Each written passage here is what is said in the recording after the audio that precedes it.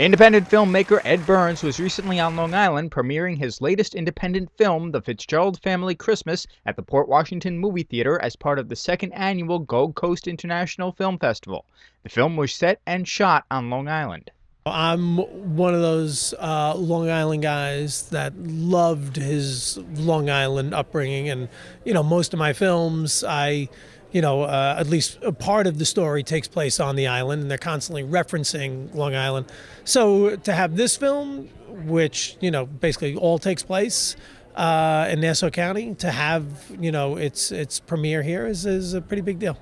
It's great showing it out here in Long Island and we shot it out here, so it's great for the people who, it's great for them to see it, So it's exciting to have an audience that can relate to the movie, be part of it. No, I know it's only the second year, but from what I've seen, it's a great festival. So I look at what happened to the Hamptons Festival over the course of 10 years.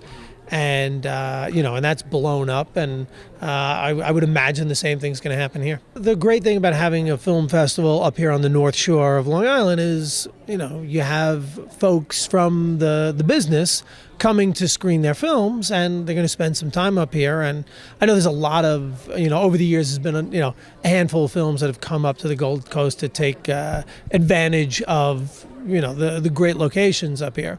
But the more folks who come in, and it's so close to Manhattan that they're just going to be exposed to everything that the North Shore has to offer, and you're probably going to start to see more films being shot up here. The Fitzgerald Family Christmas focuses on the theme of family, and Burns' own parents attended the premiere, expressing the pride they had in their son's filmmaking accomplishments. Being on Long Island with one of Edward's movies is where it all started, so it's a thrill to be here. Ever since he started making movies, he's always wanted to make his own movies. And as you know, he's evolved a little bit in Hollywood, but he always comes back to making his own personal films, telling stories he wants to tell.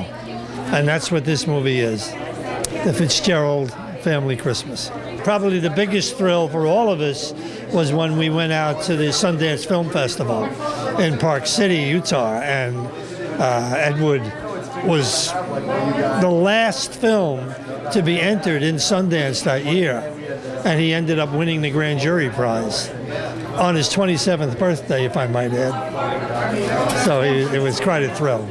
I got very lucky. When most people tell their parents that they want to be a writer or an actor or a filmmaker, the parents suddenly get worried about, all right, I'm going to be supporting this kid until he's in his 40s.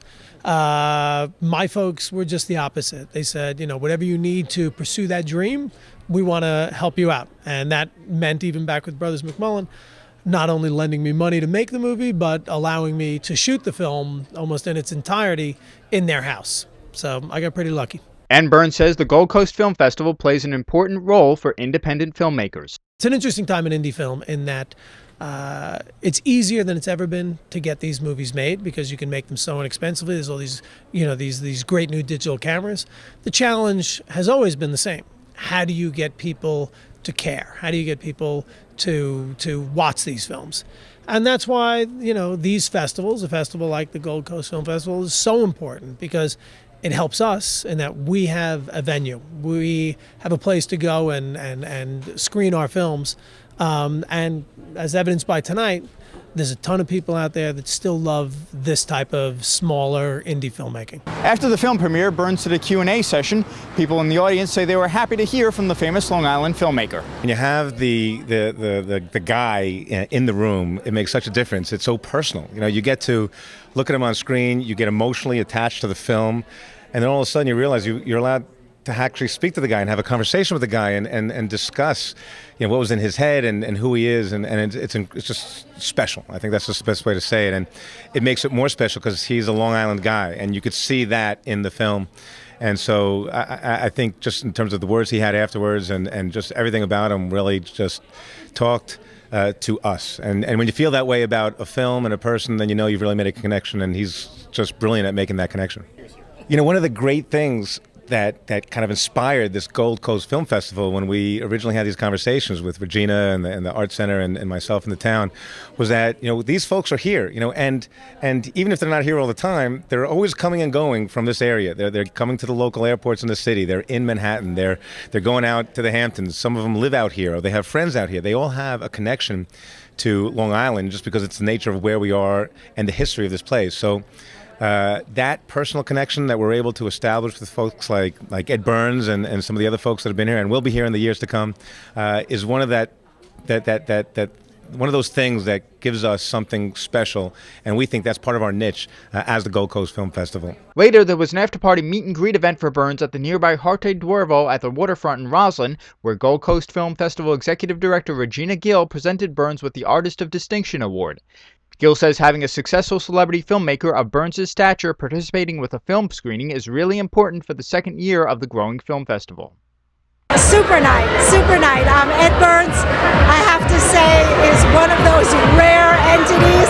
He's talented, he's successful, he's very famous and in the public eye, and yet he's extremely accessible. He's a real down-to-earth person. So to have him here is a treat. The fact that we've had stars of his caliber attending, supporting, bringing out the crowds, it's just good. Everybody here is going to go out there and tell their friends, and they're going to say, look what you missed, and next year they're going to come. So it's going to just grow exponentially. Chris Collora reporting, Long Island Online News.